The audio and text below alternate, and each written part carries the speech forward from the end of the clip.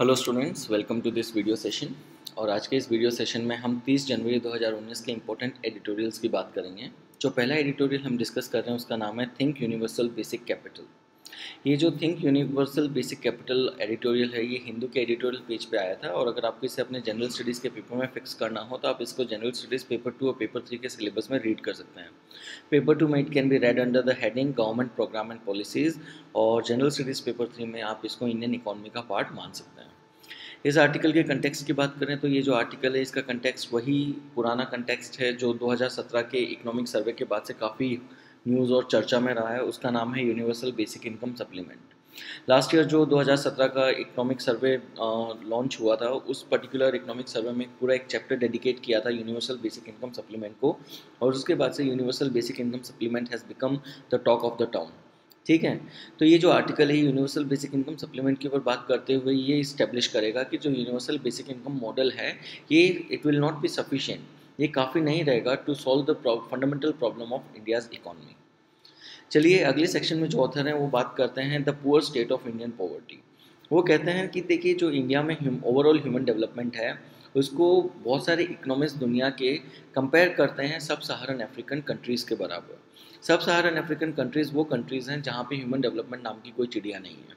वहाँ पे as such there is no human development, and therefore अगर आपके देश को, दैट इज़ इंडिया को, अगर हमारे देश को सब सहारन अफ्रीकन कंट्रीज़ के ह्यूमन डेवलपमेंट के बराबर कंपेयर किया जाए, इसका मतलब ये है कि हमारी कंट्री में ह्यूमन डेवलपमेंट के जो स्टेटस है that is really very poor.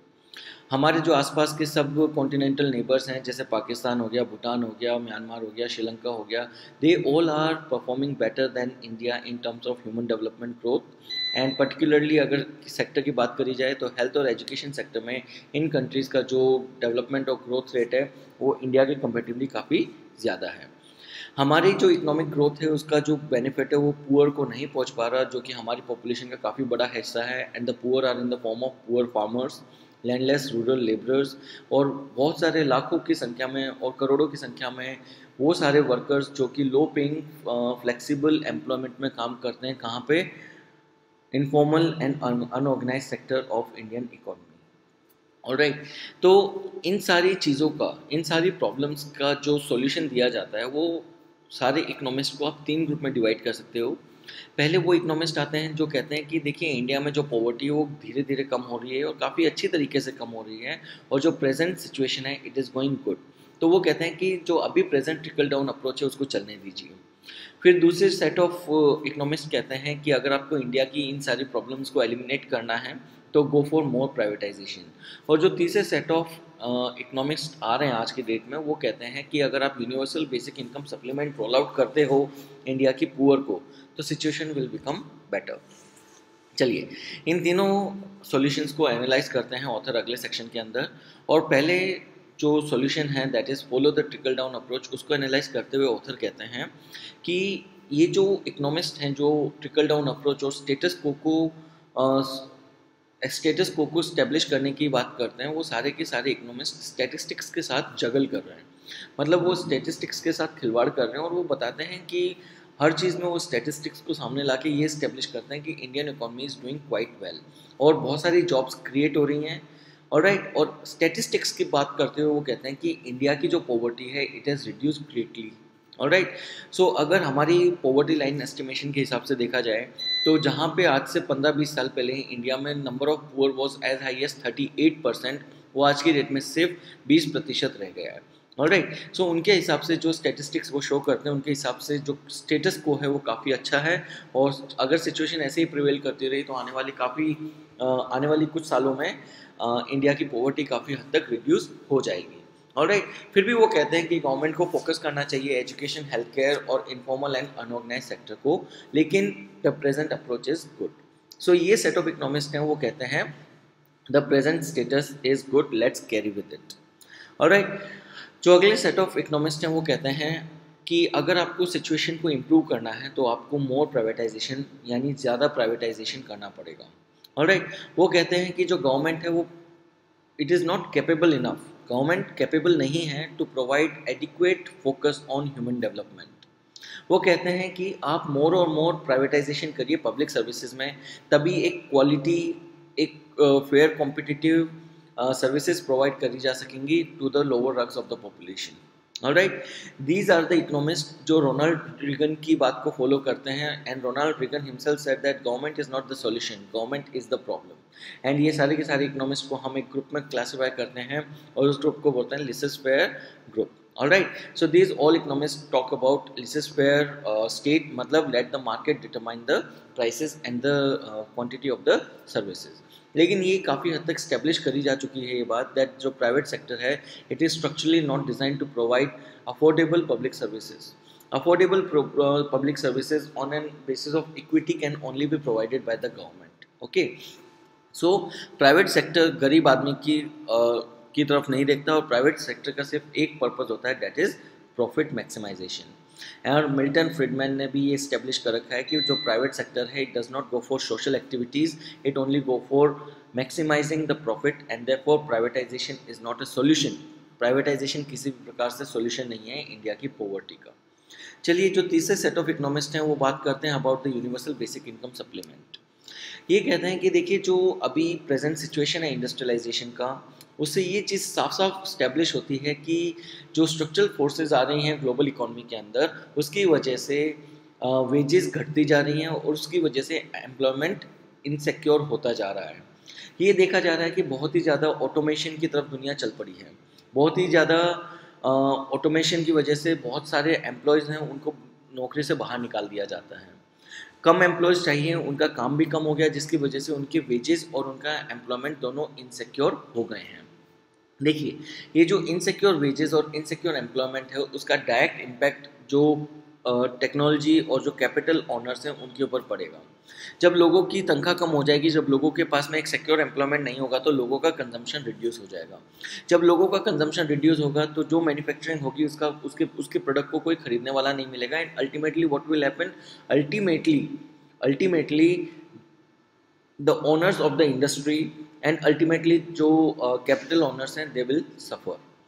तो ये सारे के सारे इकोनॉमिस्ट कहते हैं कि अगर आपको इस सफरिंग से बचना है, चाहे वो गरीब आदमी हो चाहे वो अमीर आदमी हो, आप सबका सोल्यूशन एक ही चीज़ में लाई करता है और उसका नाम है universal basic income.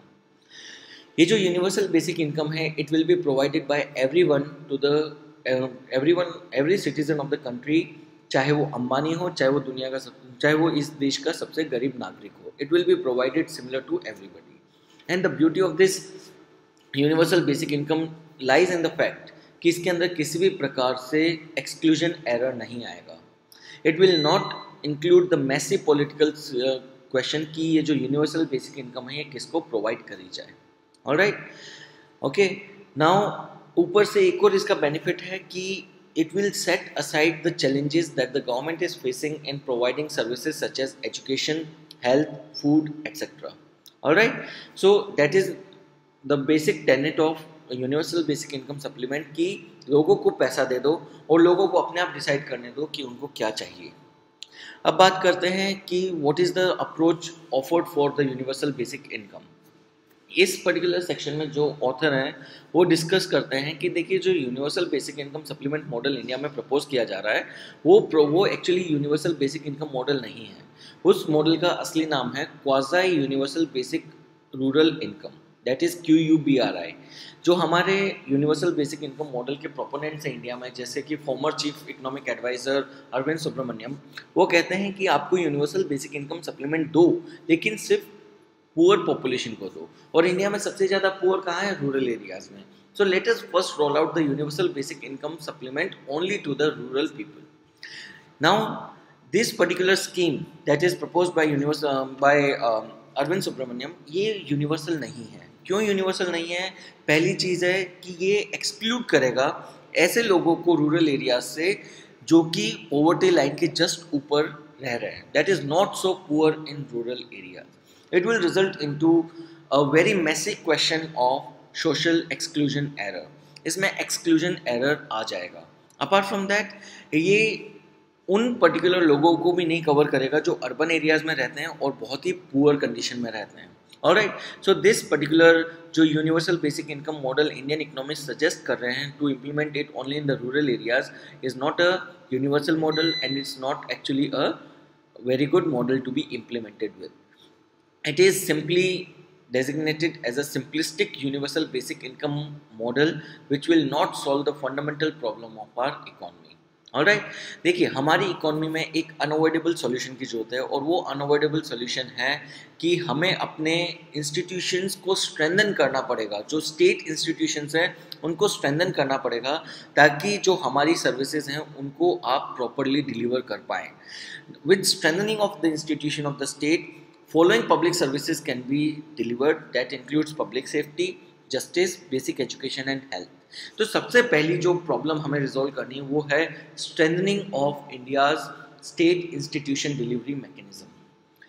Alright, second जो इंपॉर्टेंट चीज़ है कि वो the second important fact is that कि आपको इंस्टीट्यूशन ऑफ स्टेट्स को स्ट्रेंथन करना पड़ेगा ताकि जो पब्लिक सर्विसेज डिलीवर हो रही हैं उनको प्रॉपरली रेगुलेट किया जा सके। So the basic unavoidable solution to Indian economic problem is that strengthen Indian state institutions for better service delivery and for better monitoring and regulation of the public service delivery. Now, कई section question करता है that जो economic inequality है it does not matter. देखिए इस section के अंदर जो ऑथर है वो साफ साफ ये कहते हैं कि देखिए economic inequality is very significant. Why? Because economic inequality results into social and political inequality.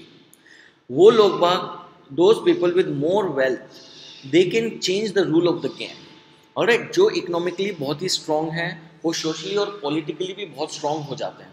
Alright, thus opportunities for progress become unequal. Okay, and therefore equality is always expected and should be included into the model. Now, What is the alternative approach? जो author हैं वो एक alternative approach की बात करते हैं और वो कहते हैं कि universal basic income supplement is not an alternative approach. The better alternative approach is universal basic capital. Universal basic capital के अंदर जो पीपल वेल्थ ओन करेंगे they will be the share holders of the collective enterprise. मतलब ये कहना चाहते हैं कि एवरी सिटीजन को पब्लिक सेक्टर एंटरप्राइज का शेयर होल्डर बना दो और जो भी डिविडेंड आएगा उसको आप इक्वली डिस्ट्रीब्यूट कर दो among the population. Alright, so this is what the universal basic capital means. Okay, so in the conclusion जो ऑथर है वो कहते हैं कि जो ऊपर तीन हमने सॉल्यूशन दिए हैं, तीन टाइप के इकोनॉमिक्स दिए हैं, they are not the solution to India's economic problem. अगर आपको इंडियन इकोनॉमिक प्रॉब्लम के लिए सॉल्यूशन चाहिए तो एक ऑल्टरनेटिव सॉल्यूशन चाहिए which can be provided by the following three approaches. Number one, build state capacity, यानी आप स्टेट इंस्टीट्यूशंस को स्ट्रेंथन करिए ताकि वो बेटर सर्विस डिलीवरी कर पाएँ, ताकि वो बेटर मॉनिटरिंग कर पाएँ। और वो कैसे करेंगे? Bye implementing the recommendation of second administrative reforms commission. जो अगला सॉल्यूशन है that is in the form of strengthening the missing middle level institution for aggregation of tiny enterprises and representation of worker. इस point का मतलब है कि आप जो छोटे छोटे एंटरप्राइजेज हैं उनको फ्यूज कर दीजिए, उनको साथ में मर्ज कर दीजिए ताकि they become big enough to reap the benefits of economy of scale. और जो तीसरा सॉल्यूशन है वो है by implementing the universal basic capital rather than universal basic income. हमारी जितनी भी गरीब पॉपुलेशन, हमारी जितनी भी देश की पॉपुलेशन है उसको पब्लिक सेक्टर एंटरप्राइजेस के अंदर शेयर होल्डिंग दे दो और जितना भी प्रॉफिट आएगा उसको डिविडेंड्स के फॉर्म में डिवाइड करके आम जनता को डिस्ट्रीब्यूट कर दीजिए। This way we can call that an alternative approach can be provided for better handling of India's economic problems. All right, fine.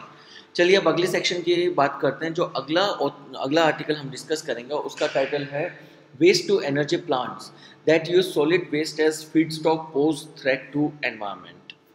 ये जो आर्टिकल हमने लिया है ये इंडियन एक्सप्रेस के एडिटोरियल पेज से लिया है, और अगर आपको इस आर्टिकल को फिक्स करना है जनरल स्टडीज़ पेपर के अंदर तो you can study this under paper 3 section environment and ecology. Context की बात करें तो इस आर्टिकल का कंटेक्स्ट है वेस्ट टू एनर्जी प्लांट्स। बहुत सारे कॉर्नर्स हैं जो एनवायरमेंटलिस्ट हैं वो कहते हैं कि the solution to the solid waste generated in India lies in converting the waste into energy. मतलब अगर आपको इंडिया की वेस्ट की प्रॉब्लम को मिटिगेट करना है तो एनर्जी प्रोड्यूस करिए फ्रॉम द सॉलिड वेस्ट। लेकिन बहुत सारी ऐसी रिपोर्ट्स आई हैं वो बताती हैं कि ऐसे प्लांट्स जो वेस्ट से एनर्जी प्रोड्यूस करते हैं they are emitting harmful substances, और ये जो हार्मफुल सब्सटेंसेज हैं ये डिटेरियोरेट करते हैं एनवायरनमेंट और इकोलॉजी को। ऑलराइट, चलिए अगले सेक्शन में जो ऑथर हैं वो डिस्कस करते हैं waste to energy in India. जो पहली चीज़ ये डिस्कस करते हैं वो ये कहते हैं कि जो वेस्ट टू एनर्जी प्लांट्स हैं हमारी सिटीज़ में, वो जो वेस्ट यूज़ करते हैं they are not adequately segregated municipal waste. उसके अंदर जो वेस्ट डाला जाता है वेस्ट टू एनर्जी प्लांट्स के अंदर, it is so mixed such that जो आउटपुट आता है it is in the form of toxic gases and particulate matter, और ये जो टॉक्सिक गैसेज और पार्टिकुलेट मैटर हैं they are now posing a great threat to India's environment and ecology. हमारी country में 5 municipal waste to energy plants operational हैं और उनकी टोटल कैपेसिटी है 66.4 megawatt electricity per day. Alright, और गवर्नमेंट बहुत ही सीरियसली थिंक कर रही है that waste to energy plants can be the next quick and lazy solution to the complex problem of solid waste management. अगले section में जो ऑथर हैं वो हार्मफुल इफेक्ट्स की बात करते हैं that are associated with waste to energy plants. Author कहते हैं जो वेस्ट टू एनर्जी प्लांट्स हैं इंडिया में वो मिक्स वेस्ट बर्न करते हैं। इस वेस्ट के अंदर बहुत सारे क्लोरीनेटेड हाइड्रोकार्बन्स हैं इन the form of polyvinyl chloride. जब आप क्लोरीनेटेड हाइड्रोकार्बन्स को 850 डिग्री सेल्सियस से नीचे के टेम्परेचर पर बर्न करते हो तो डाइऑक्सिन्स ऑफ फ्यूरान्स रिलीज होते हैं। ये dioxins of furans are carcinogenic substances which can cause cancer, which can reduce the immunity, which can produce endocrine, nervous and reproductive failure. All right, and apart from that सबसे बड़ी problem ये है कि अगर आपको डाइऑक्सिन्स ऑफ फ्यूरान्स का level atmosphere में major करना है, एटमॉस्फेयर में उनका सस्पेंशन लेवल चेक करना है, it is a very difficult and costly method.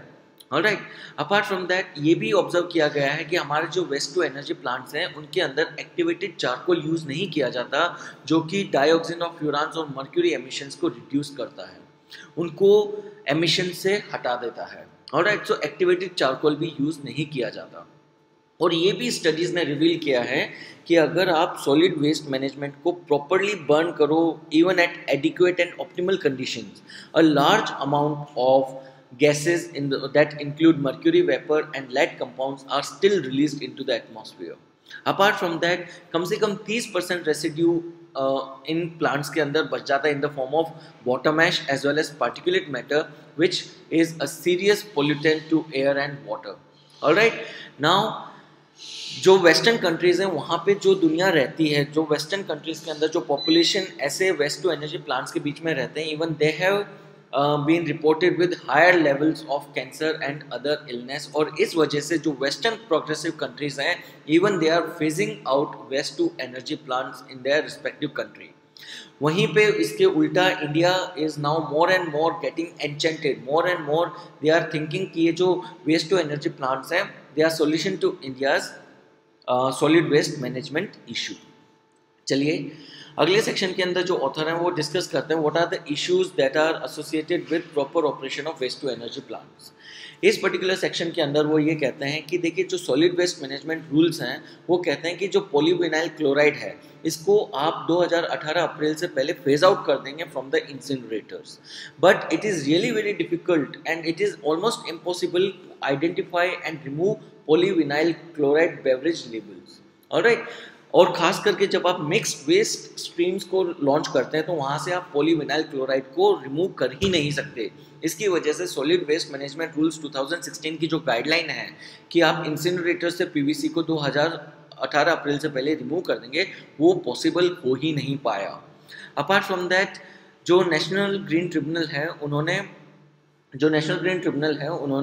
Ministry of Environment and Forest change को Environment and Forest and Climate Change को साफ साफ निर्देश दिए थे कि आप सिंगल यूज़ पॉलीविनाइल क्लोराइड को रिमूव कर दीजिए फ्रॉम यूज़, लेकिन अभी तक एनजीटी की इस गाइडलाइन के ऊपर गवर्नमेंट ने कोई भी एक्शन नहीं लिया और short life single use polyvinyl chloride is still in circulation in Indian economy, Indian market as well as Indian environment.